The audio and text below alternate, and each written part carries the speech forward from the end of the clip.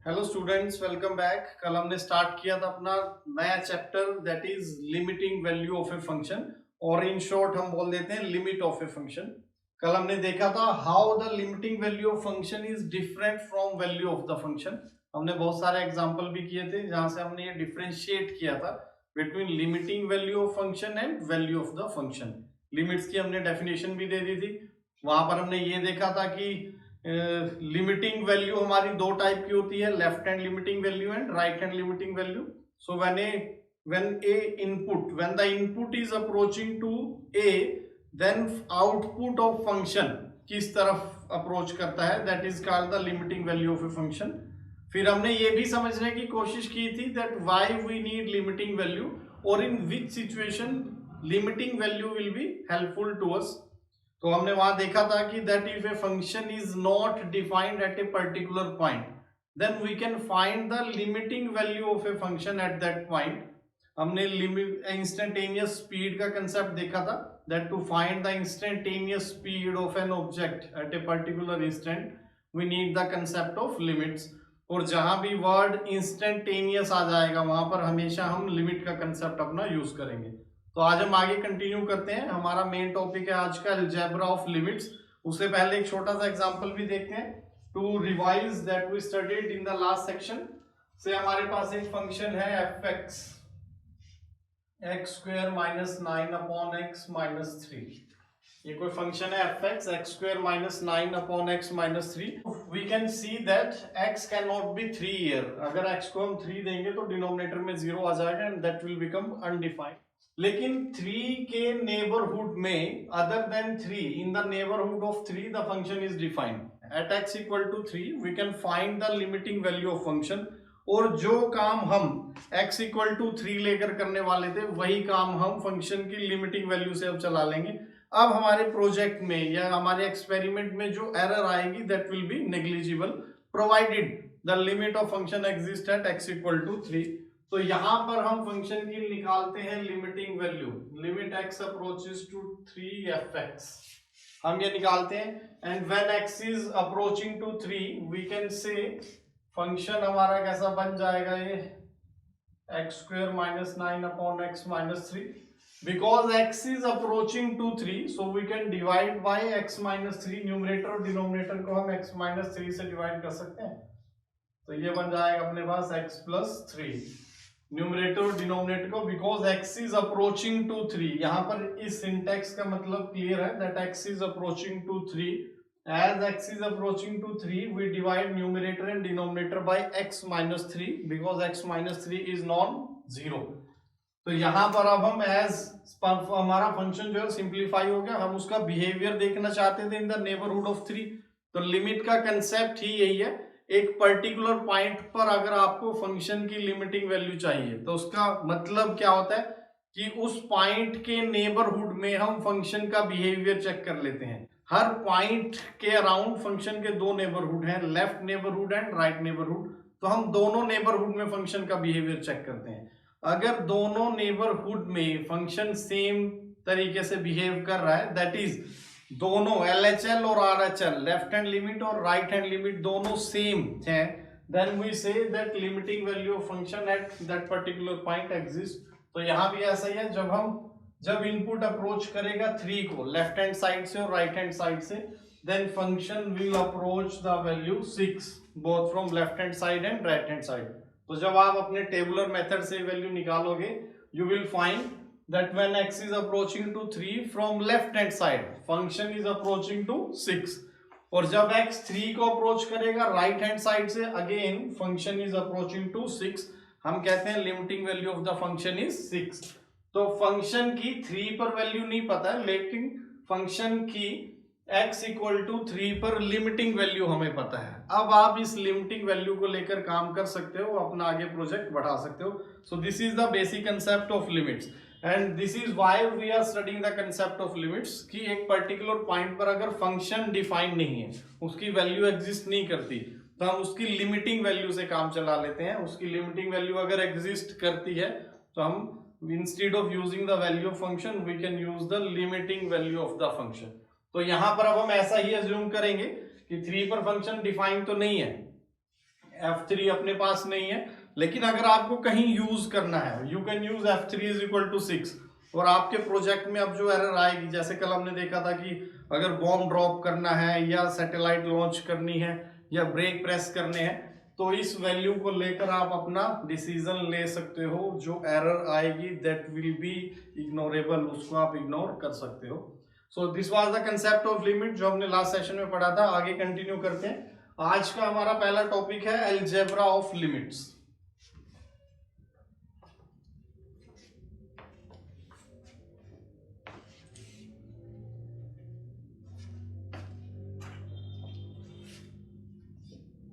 Algebra of limits,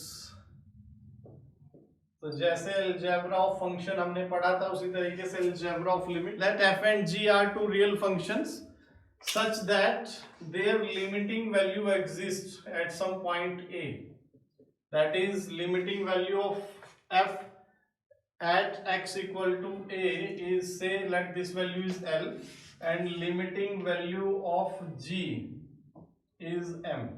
तो हमारे पास दो फंक्शन है f और g, दोनों की लिमिटिंग वैल्यू एग्जिस्ट करती है एट सम पॉइंट a कोई रियल नंबर है। देन अब हमारे पास कुछ रूल है, कुछ स्टेटमेंट है। Limit x approaches to a fx plus gx, तो दोनों फंक्शन को ऐड करके हमने एक नया फंक्शन बना लिया। क्लियर है? दोनों फंक्शंस को ऐड करके हमने एक नया फंक्शन बना लिया। ये जो फंक्शन है इसको मैं hx भी कह देता हूं कि let hx is fx plus gx, तो दोनों फंक्शन को ऐड करके हमने एक नया फंक्शन बनाया hx। अब fx की लिमिटिंग वैल्यू L थी, gx की लिमिटिंग वैल्यू m है, तो hx की लिमिटिंग वैल्यू क्या होगी? इसकी लिमिटिंग वैल्यू होगी L प्लस m। तो जब f L को अप्रोच करेगा, g m को अप्रोच करेगा, then h this function h it will approach to L plus m, वो L प्लस m को अप्रोच करेगा। तो यहां से आप इन थ्योरम की हेल्प से हम आगे बहुत सारी लिमिट्स को सॉल्व करेंगे। तो ये हमारा बेसिक है, इसी की हेल्प से हम आगे प्रोसीड कर पाएंगे। तो इसको आप ऐसे भी देख सकते हो that this is equal to fx plus gx, that is ये जो लिमिट का ऑपरेशन है ये डिस्ट्रीब्यूट हो गया f और g के ऊपर, दो पार्ट में ब्रेक हो गया कि आप f की अलग लिमिटिंग वैल्यू ली हमने, g की अलग लिमिटिंग वैल्यू ली। तो ध्यान रखना भाई, ये कब ब्रेक हो पाएगा? When both limiting value of both the function exist. अगर एक की लिमिट एग्जिस्ट करती है और दूसरे की नहीं करती, then the limiting value of h will not exist. ये हम आगे पढ़ेंगे। तो अभी के लिए हमारा बेसिक सिंपल बिल्कुल ही, f और g उनकी लिमिटिंग वैल्यू एग्जिस्ट करती है। L and m are real numbers, they are two real numbers at some point a। तो fx प्लस gx की भी लिमिट एग्जिस्ट करेगी और उसकी वैल्यू हो जाएगी L plus m। Similarly limiting value of fx minus gx ये भी एग्जिस्ट करेगी। तो f और g को सब्ट्रैक्ट करके एक नया फंक्शन बना लिया, and this will be equal to fx minus limit x approaches to a gx। तो अगेन माइनस पर भी, माइनस ऑपरेशन पर भी लिमिटिंग ऑपरेशन। तो अब आप लिमिट को एक ऑपरेशन की तरह देख सकते हो, है ना। तो ये हमारा एक ऑपरेटर है, इसका सिंबल इतना बड़ा है ना, this is the symbol for limiting operation. तो ये हमारा डिस्ट्रीब्यूट हो गया ओवर माइनस ऑपरेशन। तो प्लस पर भी डिस्ट्रीब्यूट हो गया था, माइनस पर भी ये वैल्यू हमारी क्या आ जाएगी? L माइनस m हो जाएगी। लेकिन ये कब है, कब हम ऐसे डिस्ट्रीब्यूट कर पा रहे हैं? जब दोनों की लिमिट एग्जिस्ट करती है। अभी मैंने बताया था अगर एक की करती है लिमिट एग्जिस्ट और दूसरे की नहीं करती, देन ये जो कॉम्बिनेशन बना हमारा, नया फंक्शन आया hx, इसकी लिमिट एग्जिस्ट नहीं करेगी। ये हम प्रूव भी कर देंगे कॉन्ट्राडिक्शन की हेल्प से। सो अगर f की लिमिट एग्जिस्ट करती है, g की नहीं करती at some point a, then h की लिमिटिंग वैल्यू एग्जिस्ट नहीं करेगी। अगला रिजल्ट इसमें क्या है? अगर दोनों की ही लिमिटिंग वैल्यू एग्जिस्ट नहीं करती है, fx और gx की लिमिटिंग वैल्यू एग्जिस्ट नहीं करती है, तो आप इस तरीके से सेपरेट नहीं कर पाओगे। लेकिन तब h की लिमिटिंग के वैल्यू के बारे में आप कुछ नहीं कह पाओगे, वो एग्जिस्ट कर भी सकती है और नहीं भी कर सकती। तो अभी के लिए हम देख रहे हैं इसकी f की लिमिट एग्जिस्ट करती है, g की भी लिमिटिंग वैल्यू एग्जिस्ट करती है। तो जो नया फंक्शन आया fx प्लस gx, उसकी लिमिटिंग वैल्यू एग्जिस्ट करेगी और वो क्या होगी एल प्लस एम। ये नया फंक्शन आया था एफ एक्स माइनस जी एक्स, इसकी भी लिमिटिंग वैल्यू एग्जिस्ट करेगी और वो किसके बराबर होगी, that will be equal to L minus M, L minus M के बराबर हो जाएगी।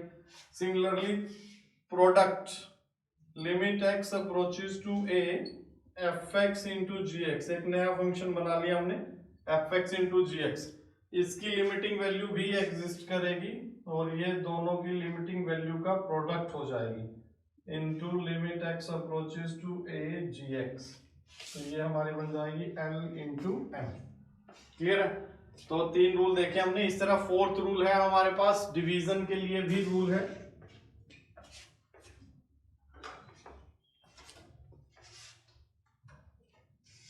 सो फोर्थ थ्योरम हम यहीं पर लिख लेते हैं कि limit x approaches to a f x by g x, एक नया फंक्शन आ गया, इसकी लिमिटिंग वैल्यू क्या हो जाएगी, that will be equal to L by M provided M is not equal to 0।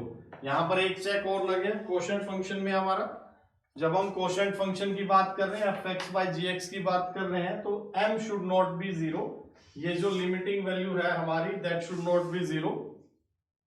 तो ये फोर्थ रूल था हमारा कोशेंट फंक्शन के लिए। तो अब इनकी हेल्प से, इन चार थ्योरम की हेल्प से we will find the limiting value of polynomial function and rational function and then finally trigonometric function। तो अपना नेक्स्ट टॉपिक है evaluating the limits of polynomial function और उसमें हम देखेंगे इन थ्योरम्स का यूज कैसे करते हैं। तो ये चार थ्योरम है, बहुत ही बेसिक रिजल्ट है हमारे, लिमिट्स पूरी की पूरी लिमिट्स इन्हीं थ्योरम पर बेस्ड है। सेपरेट कब होगी, when both limits will exist, अगर एक एग्जिस्ट करती है दूसरी नहीं करती देन प्रोडक्ट, देन द सम, ये जो सम फंक्शन आया इसकी लिमिट एग्जिस्ट नहीं करेगी। So let's move to our next article. अगला आर्टिकल है अपना evaluating the limits of polynomial function.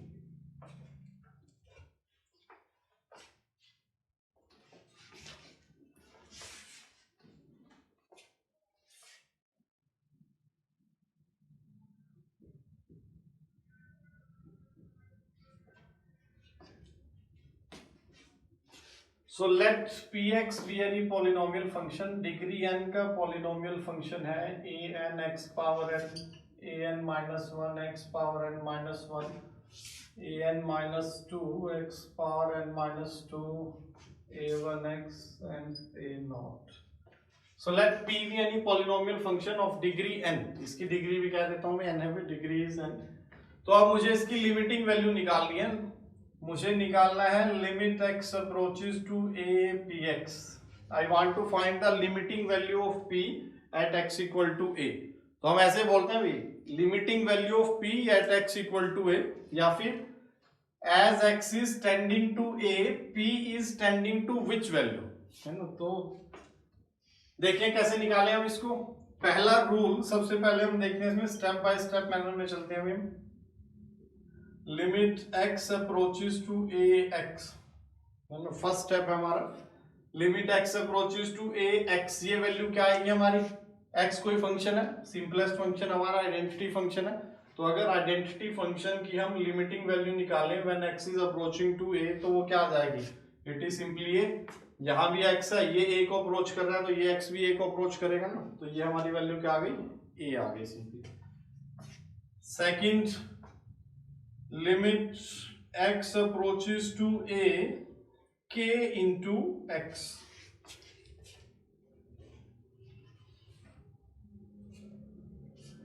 limit x approaches to a k into x where k is a constant, k हमारा constant है, तो इसको हम ऐसे लिख सकते हैं limit x approaches to a k into limit x approaches to a x।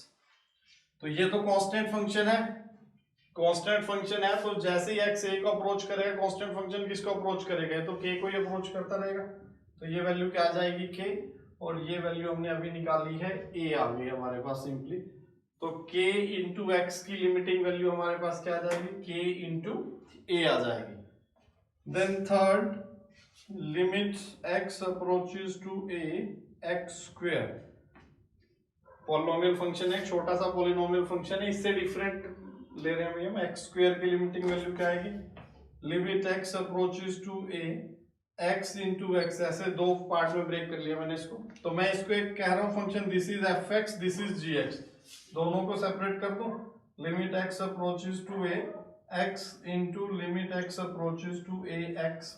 अब ये वैल्यू हमने अभी निकाली थी, तो ये a into A that is A square हो गई।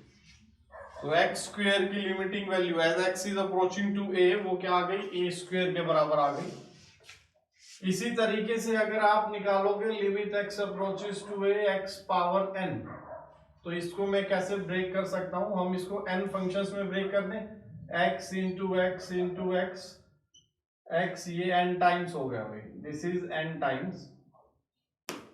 तो अब इसमें हम अपना प्रोडक्ट वाला रूल लगा लेते हैं, लिमिट्स का थर्ड रूल के सभी को अलग अलग ब्रेक कर दो आप। Limit x approaches to a x into limit x approaches to a x. तो जो हमारा थर्ड रूल था कि एक फंक्शन है, ये दूसरा फंक्शन, ये तीसरा, मैं इनको अलग अलग फंक्शन देख रहा हूँ और सभी फंक्शन के आइडेंटिटी फंक्शन है, तो सबकी अलग अलग लिमिट इवेल्युएट हो सकती है क्योंकि सबकी लिमिट एग्जिस्ट करती है।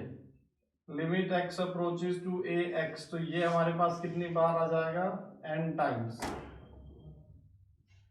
और ये हर बार क्या है, a इंटू ए फाइनल ये, और ये बना a पावर n। तो इसकी limiting value x power n, इस फंक्शन की x पावर n की लिमिटिंग वैल्यू क्या आ गई, a पावर n बन गई। तो अब यहां से आप नेक्स्ट, ये था हमारा फोर्थ नंबर, फिफ्थ नंबर देखिए, limit x approaches to a k into x power n where k is some constant. तो कांस्टेंट की भी लिमिट एग्जिस्ट करती है, जिसको हम ब्रेक कर सकते हैं ऐसे, x approaches to a k into limit x approaches to a x power n। ये वैल्यू हमें पता है क्या आ जाएगी, फर्स्ट लिमिटिंग वैल्यू, ये एक फंक्शन था कांस्टेंट फंक्शन एफ एक्स, तो हम इसे कैसे देख रहे हैं, f x into g x. F x क्या है, के, और जी एक्स क्या है, एक्स पावर एन है। एफ एक्स की लिमिटिंग वैल्यू क्या है, के है, और जी एक्स की लिमिटिंग वैल्यू क्या है, ए पावर एन है। इससे पहले स्टेप में हमने वो निकाली है, तो ये क्या बन जाएगा, के इंटू ए पावर एन। तो अब ये सब हम तामझाम अपना जो भी हमने देखे हैं, ये 5 रूल देखे हैं, इसकी हेल्प से हम अपने पॉलिनोमियल फंक्शंस की लिमिटिंग वैल्यू निकाल लेते हैं। मैं पॉलिनोमियल फंक्शन को क्या करूंगा, ये पॉलिनोमियल फंक्शन है, इसकी लिमिटिंग वैल्यू मुझे निकालनी है, ये निकालना है हमारा टारगेट है, ये इवैल्यूएट करना, लिमिटिंग वैल्यू निकालना। तो हम इसको देख रहे हैं, ये एक फंक्शन है ये, अब इस फंक्शन की लिमिटिंग वैल्यू निकालनी हमें आ गई। ये इसी टाइप का है ना, फिफ्थ टाइप का, कांस्टेंट के साथ एक्स पावर एन है, तो इसकी लिमिटिंग वैल्यू क्या आ जाएगी, A N into A power N. इसकी क्या आ जाएगी, A N minus one, A power N minus one, A N minus two, A power N minus two, सबके अलग अलग। तो हमारे पॉलिनोमियल्स की लिमिटिंग वैल्यू देखें क्या आ जाएगी भाई, with the help of these results. ये रिजल्ट हमने 1 बाय 1 निकाले। ये कहां से आया, टेबुलर मेथड से, सिंपली कि जब x is approaching to a, ये किसको अप्रोच करेगा, ये भी a को अप्रोच करेगा, क्लियर। फिर इसके साथ k इंटू एक्स, ये रूल कहां से आया, कांस्टेंट के साथ अगर x मल्टीप्लाई है, तो हमने अपना थर्ड रूल लगा दिया अलजेब्रा ऑफ लिमिट्स का, कि दोनों की अलग अलग लिमिट निकालो और उन्हें मल्टीप्लाई कर दो, ये आ गया था k इंटू ए। फिर उसके बाद एक्स स्क्वायर हमने देखा, छोटी वैल्यू देखी कि अगर एक्स स्क्वायर हो तो हम उसे कैसे देख सकते हैं, एक्स इंटू एक्स, दो फंक्शन की प्रोडक्ट देख सकते हैं, और ये लिमिटिंग वैल्यू हमारी आ गई ए स्क्वायर। यहां से फिर हमने इसको जनरलाइज कर दिया कि अगर एक्स पावर एन होगा, where n is a whole number, तो तब हम इसे कैसे देख सकते हैं, x into x n times. तो यहां से प्रोडक्ट रूल लगा दिया, फिर से थर्ड लिमिट्स के जो हमने अलजेब्रा ऑफ लिमिट्स में थर्ड रूल पढ़ा था वो लगा दो एन टाइम्स, तो सभी सेपरेट हो जाएंगे, और ये लिमिटिंग वैल्यू क्या आ गया हमारे पास, ए पावर एन। तो यहां पर आपको फील आ रही होगी कि ये जो इसकी अगर मैं फंक्शन लेता हूं एक्स पावर एन, सिंपली आप एक फंक्शन ले लो X power N, F X is X power N. तो अगर आप एफ ए निकालोगे, ये भी क्या आ जाएगा, ए पावर एन आ जाएगा, और इसकी लिमिटिंग वैल्यू भी क्या आ रही है, ए पावर एन ही आ रही है। तो value of function is same as limiting value of function. In fact, if your function is continuous at x equal to a, अब फंक्शन कंटिन्यूअस कैसे होता है ये हम बाद में डिफाइन करेंगे, क्लास 12th में पढ़ना है आपको। तो फंक्शन कंटिन्यू अभी के लिए आप ऐसे देख सकते हो कि अगर आप बिना पेन उठाए फंक्शन का ग्राफ ड्रॉ कर सकते हो व्हाइल क्रॉसिंग द पॉइंट ए। आपको पॉइंट ए पर देखना है फंक्शन कंटिन्यूअस है नहीं है। तो while crossing the point a अगर आपको पेन उठाने की जरूरत नहीं पड़ी for drawing the graph around point a, then the function is continuous at that point. तो अगर फंक्शन का ग्राफ ड्रॉ करते वक्त आपको पेन उठाने की जरूरत नहीं पड़ रही है while crossing the point A, तो that function is said to be continuous at point A. ये हमारी नॉन टेक्निकल डेफिनेशन है। टेक्निकल डेफिनेशन हम 12th क्लास में देखेंगे, वो भी लिमिट पर बेस्ड है। तो if your function is continuous at x equal to a, now it is a result for you. If your function is continuous at x equal to a, then value of function at x equal to a and limiting value of function at x equal to a both will be same। और ये जो method हमारे पास आया है कि इसकी limiting value a power n आ गई, x power n की लिमिटिंग वैल्यू क्या आई अपनी a पावर n आ गई, तो इसको हम आगे नाम दे देंगे लिमिट इवैल्यूएशन में, that this method is called substitution method to evaluate the limit. Substitution method मतलब simply put the variable, simply put the value of a in x। तो यहां से अब हम अपनी लिमिटिंग वैल्यू निकालते हैं पॉलिनोमियल फंक्शन की। तो जो हमारा पॉलिनोमियल फंक्शन है उसकी लिमिटिंग वैल्यू देखो अब हम इन सभी रूल की हेल्प से कैसे निकाल पाएंगे।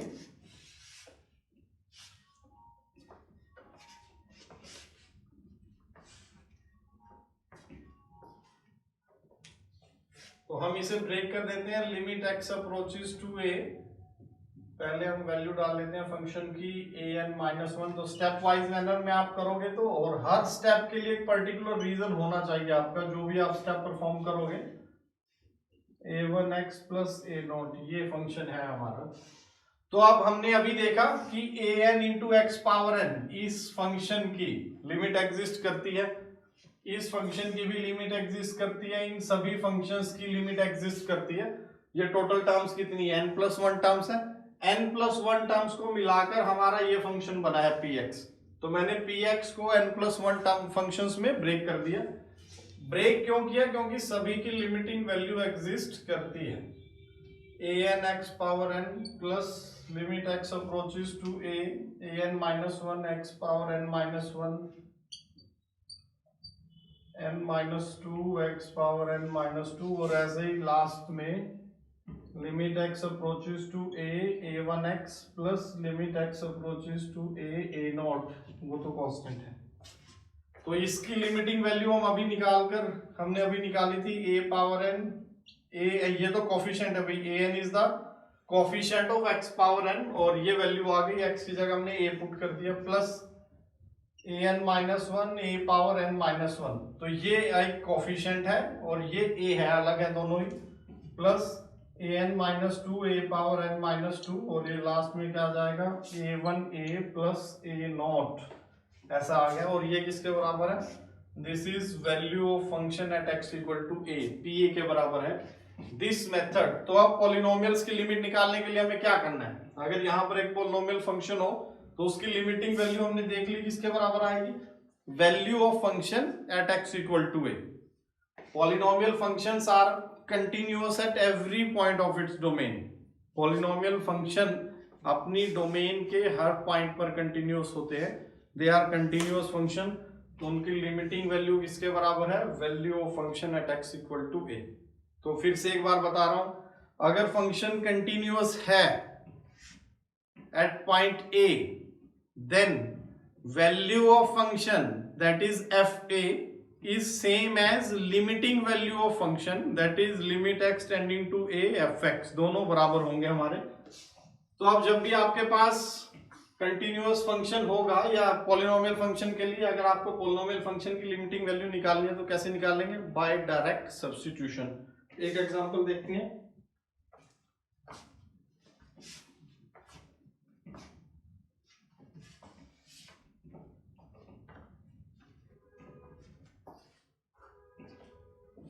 Limit x approaches to 1 x square plus x plus 1, ये कोई फंक्शन है हमारे पास। अब आपको इसकी लिमिटिंग वैल्यू निकालनी है।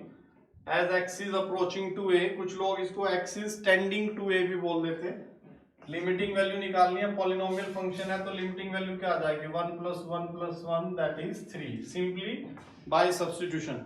सो this method is called evaluation of limits by substitution.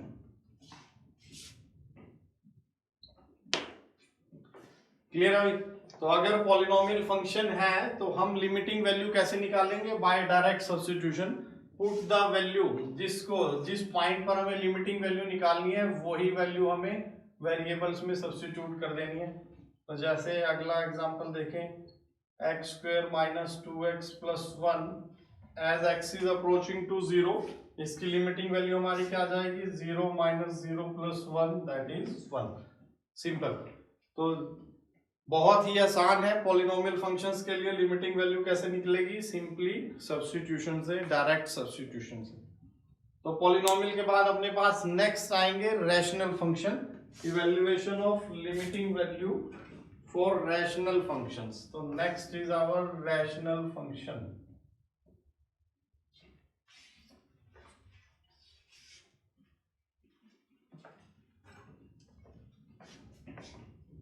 Next article is evaluation of limits of rational function. अब रैशनल फंक्शन आप लोगों को याद होंगे. रैशनल फंक्शन क्या होता है? fx is px by qx where p and q they are polynomial functions.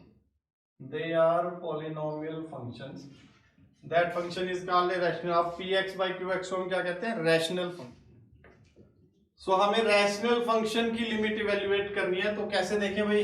हमें निकालना है, we want to find limiting value of fx, that is limiting value of px by qx. ये निकालना है. तो इसके लिए अब हम अलग अलग केस लेके चलेंगे. सबसे पहला केस अभी हमने डिफाइन किया था, जो अपने लिमिट्स का फोर्थ रूल था, क्वोशंट रूल था, कि limiting value of fx by gx. यहां पर px की लिमिटिंग वैल्यू एग्जिस्ट करती है at x equal to a, और qx की भी लिमिटिंग वैल्यू एग्जिस्ट करती है. क्यों करती है? क्यों करती है भाई? Because p and q are polynomial function. तो इससे पहले आर्टिकल में हमने यही पढ़ा कि पॉलिनोमियल फंक्शंस की हर पॉइंट पे लिमिटिंग वैल्यू एग्जिस्ट करती है. क्योंकि p और q की लिमिटिंग वैल्यू एग्जिस्ट करती है तो हम केस ले लेते हैं कि let limit x approaching to a qx it is not equal to 0. या आप ऐसा भी कह सकते हो that qa value of function at x equal to a is not 0. ऐसा भी कह सकते हैं ना. क्यों? क्योंकि ये दोनों वैल्यू क्या होंगी? सेम होगी. सेम क्यों होगी? क्योंकि पॉलिनोमियल फंक्शन है, कंटिन्यूअस फंक्शन है. कंटिन्यूअस फंक्शन की value of function and limiting value of function दोनों सेम होती है. तो हम केस क्या ले रहे हैं? Case 1, let limiting value of qx, denominator की लिमिटिंग वैल्यू नॉन जीरो है. तब हम by rule 4 limit x approaches to a, fx को हम क्या लिख सकते हैं? Limit x approaches to a px upon limit x approaches to a qx. तो दोनों को सेपरेट कर सकते हैं हम. और ये वैल्यू क्या आ जाएगी? ये वैल्यू आ जाएगी pa अपॉन qa. हम लेके चल रहे हैं दैट qa इज नॉट 0. तो ये भी डायरेक्ट सब्स्टिट्यूशन से ही आ गई. अगर रैशनल फंक्शन का इफ a इज नॉट, ध्यान से सुने भाई, if a is not the zero of denominator, clear है ना? If a is not the zero of denominator, zero तो हमें क्लियर है फंक्शन की जीरो क्या होती है, पॉलिनोमियल फंक्शंस की जीरो क्या होती है. If a is not the zero of polynomial function, then limiting value of rational function कैसे मिलेगी? By direct substitution. So if denominator of rational function is not approaching to 0 when x is approaching to a, then limiting value किसके बराबर होगी? pa upon qa, direct substitution. For example, limit x approaches to 1 x² + 2 upon x² - 3. ये है. तो हमें क्या check करना है? पहले तो ये रैशनल फंक्शन चेक करना है. पॉलिनोमियल बाय पॉलिनोमियल है, रैशनल फंक्शन है भाई. अब हमें देखना है कि क्या डिनोमिनेटर, जब x 1 को अप्रोच कर रहा है, डिनोमिनेटर की लिमिटिंग वैल्यू क्या है? 1 - 3 नॉन जीरो है. तो अब अपना अगला स्टेप क्या होगा, limit x approaches to 1 x square plus 2 upon limit x approaches to 1 x square minus 3। Distribute हो गई लिमिट न्यूमरेटर और डिनोमिनेटर पर। अब ये पॉलिनोमियल फंक्शन है दोनों, तो इसकी लिमिटिंग वैल्यू क्या आ जाएगी 1 प्लस 2 और नीचे भी 1 minus 3 that is minus 3/2 will be the limiting value. तो हमारा रैशनल फंक्शन के कोरस्पॉन्डिंग पहला case, when denominator of rational function is not approaching to 0 as x is approaching to a, then evaluation of limit will be by direct substitution। Clear है? तो ये था first case. अब second case पर move करते हैं।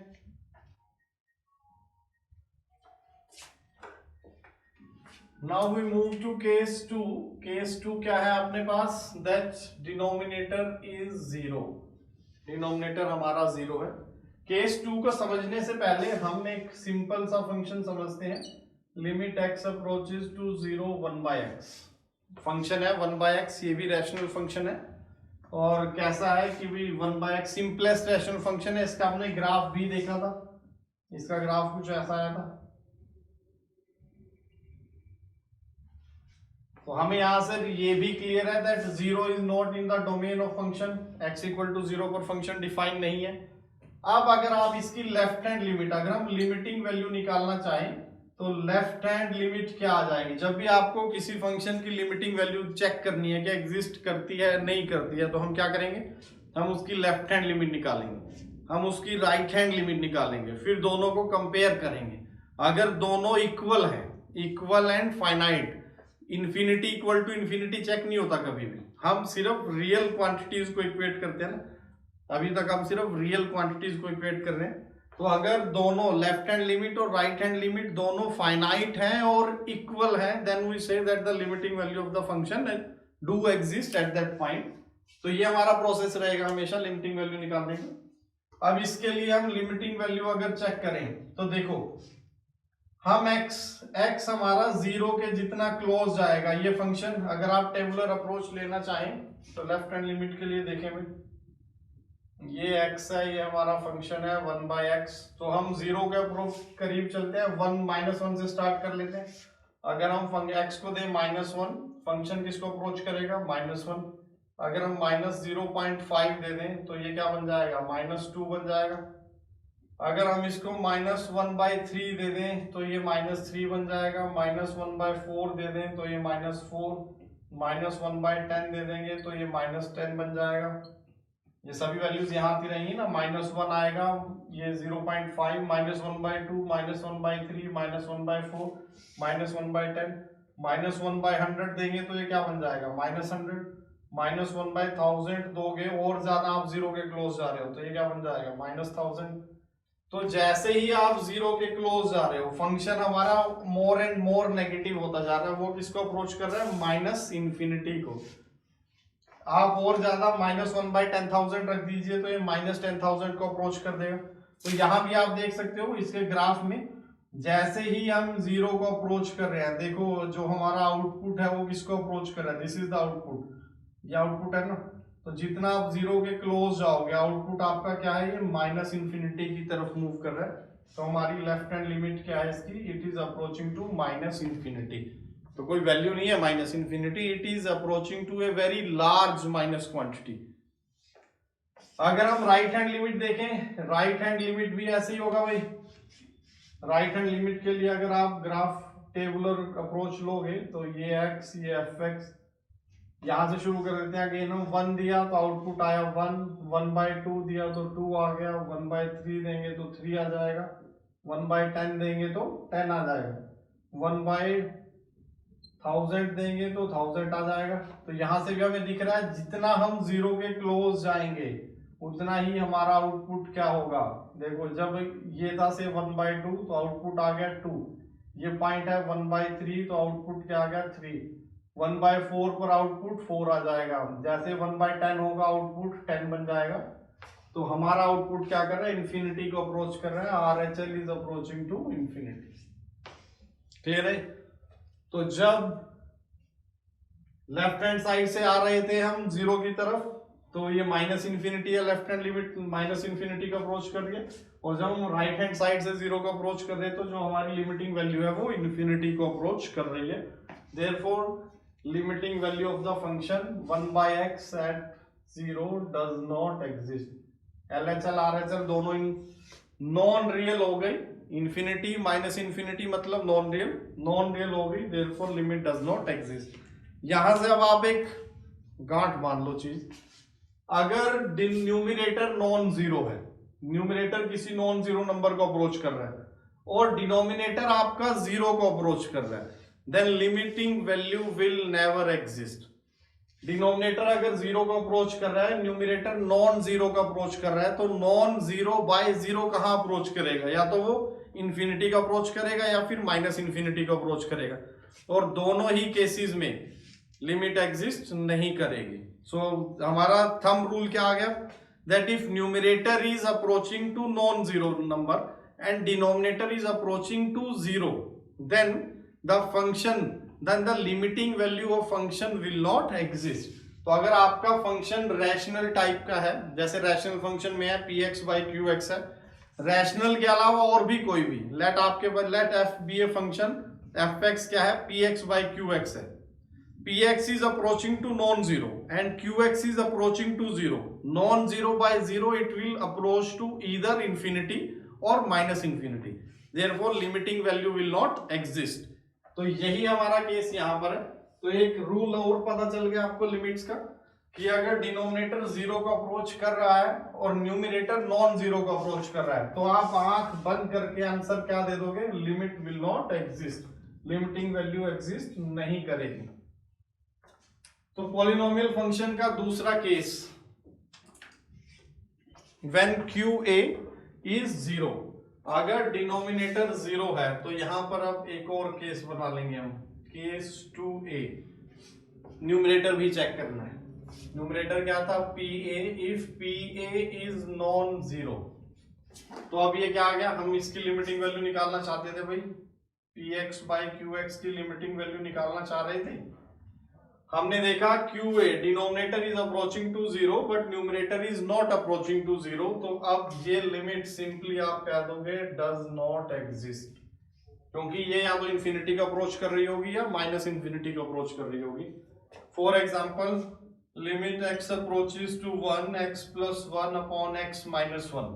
तो आप यहां देख सकते हो, पॉलिनोमियल बाय पॉलिनोमियल है, रैशनल फंक्शन है, ये जीरो को अप्रोच कर रहा है, जैसे ही x 1 को अप्रोच करेगा, ये फंक्शन किसको अप्रोच करेगा, जीरो को, और ये अप्रोच करेगा 2 को। तो नॉन जीरो बाय जीरो, अगर आप टेबुलर मेथड से जाएंगे तो फिर से वही आएगा, this limit does not exist. एक इंफिनिटी भाग जाएगी, दूसरी माइनस इंफिनिटी की तरफ जाएगी, या दोनों अगर इंफिनिटी भी जा रही है, लेफ्ट हैंड साइड से भी इंफिनिटी, राइट हैंड साइड से भी इंफिनिटी, तब भी हम यही कहेंगे लिमिट डज नॉट एग्जिस्ट। ठीक है ना भाई, तो ये हमारे पास क्या आ गया, लिमिट डज नॉट एग्जिस्ट। तो केस 2 का एक पार्ट तो खत्म। केस 2 में दो ही पार्ट बनते हैं ना, न्यूमिनेटर ये तो हमने जीरो मान ही रखा है कि ये जीरो का अप्रोच कर रहा है, अब या तो ये नॉन जीरो होगा या जीरो होगा। अगर ये नॉन जीरो था तो लिमिट डज नॉट एग्जिस्ट। अब अगर ये जीरो होगा, ये सबसे खतरनाक है, cos केस 2 का बी पार्ट, ये सबसे खतरनाक है भाई, this is the pure limit, मतलब यहां से आपका लिमिट का एक्चुअल में कंसेप्ट शुरू होता है। ये क्या कह रहे हैं कि PA इज आल्सो जीरो।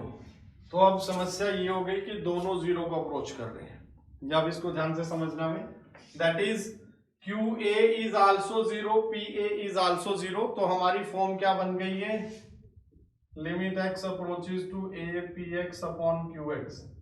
तो यहां पर क्या हो रहा है, ये भी जीरो को अप्रोच कर रहा है, डिनोमिनेटर भी जीरो को अप्रोच कर रहा है, दोनों जीरो को अप्रोच कर रहे हैं। तो अब आंसर क्या होगा, आंसर नहीं पता भाई क्या होगा।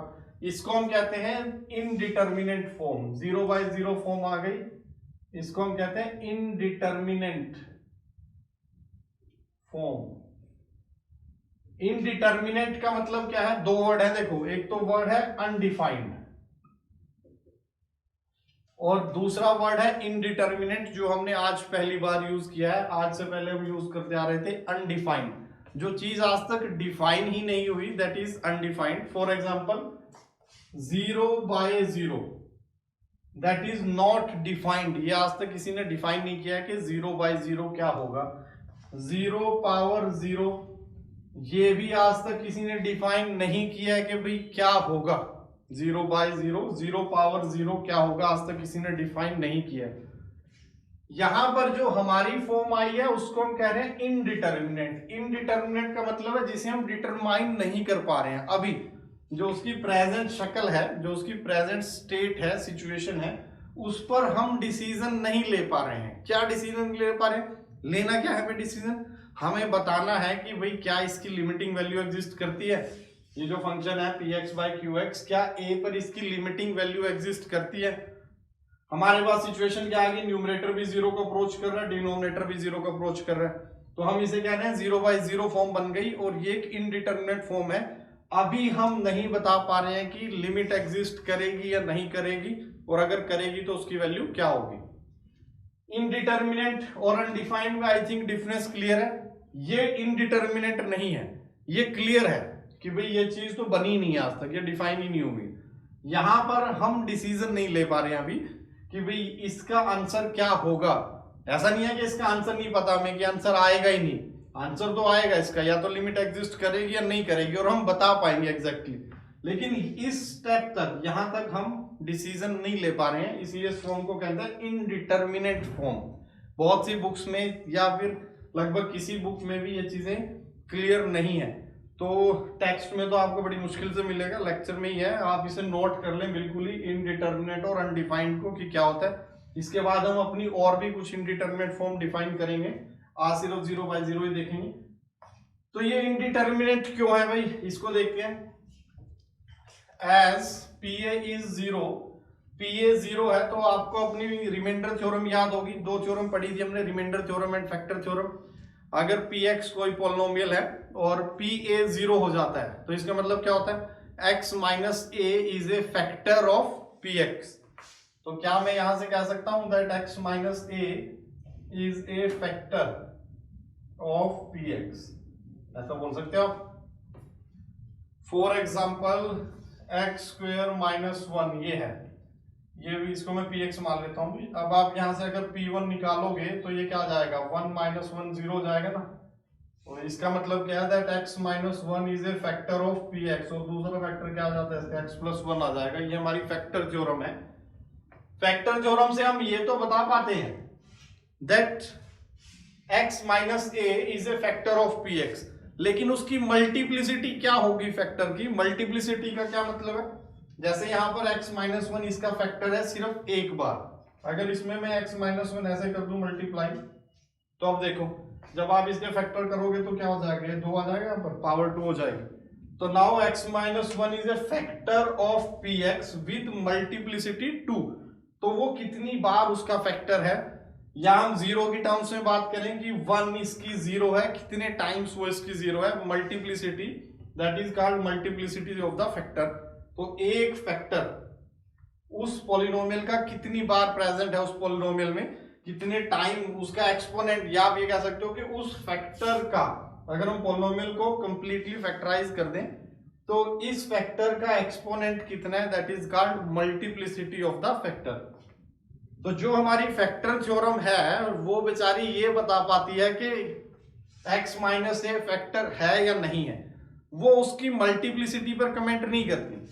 तो यहां से हमें ये तो पता चल गया, जब हमने x को यहां पर a को 0 पुट करके देखा तो ये PA इक्वल टू 0 आ गया, हमें ये तो पता चल गया था x minus A is a factor of px, लेकिन उसकी मल्टीप्लिसिटी नहीं पता हमें। तो हम अज्यूम कर लेते हैं is a factor of px with multiplicity m1 कह देता हूं, या मल्टीप्लिसिटी m कह लेते हैं, multiplicity is m, with multiplicity m1 बोल देते हैं भाई। Similarly because qx is qa तो ऑलरेडी 0 है ये, तो यहां से हमें ये भी पता चल रहा है, ये तो केस है that x minus a is a factor of qx, ये qx का भी फैक्टर है, लेकिन दोनों में मल्टीप्लिसिटी अलग अलग हो सकती है। तो यहां पर हम मल्टीप्लिसिटी ले लेते हैं इसकी, विद मल्टीप्लिसिटी m2, तो अब इसी की वजह से मल्टीप्लिसिटी की वजह से ही हम यहां पर डिसीजन नहीं ले पा रहे थे। अभी आप देखोगे तो मैं px को वैसे लिख सकता हूं, px को हम लिख सकते हैं x minus a power m1, क्योंकि ये जो फैक्टर है उसमें कितने टाइम्स m1 टाइम्स है ना, तो उसे पावर m1 लिख दिया। और बाकी का जो बचा पार्ट, कुछ और फैक्टर भी हो सकते हैं ना उसमें, उसको मैं लिख देता हूं p1x। तो मैंने px के फैक्टर कर लिए with the help of factor theorem, और ये जो मैंने अजम्पशन ली है कि x माइनस a उसका फैक्टर है विद मल्टीप्लिसिटी m1। तो अब ये px, जैसे अभी हमने एग्जांपल लिया था, px को हम लिख लेते हैं x minus 1 square into x plus 2 x minus 3। तो ये तो हमारा आ गया ये वाला पार्ट, और ये x plus 2 into x minus 3 ये रिमेनिंग बच गया p1x, such that p1a is non zero. p1a अब जीरो नहीं हो सकता। क्यों नहीं हो सकता? अगर p1a जीरो हो गया इसका मतलब x माइनस a इसका भी फैक्टर है, लेकिन हमने तो सारे के सारे इधर रख लिए ना x माइनस a, तो p1a हमारा जीरो नहीं होगा। तो ये इंपॉर्टेंट चीजें हैं भाई, यहां पर ध्यान दें बिल्कुल। तो हमने px को थोड़ा सा रीस्ट्रक्चर करके लिखा, where p1a is not equal to zero.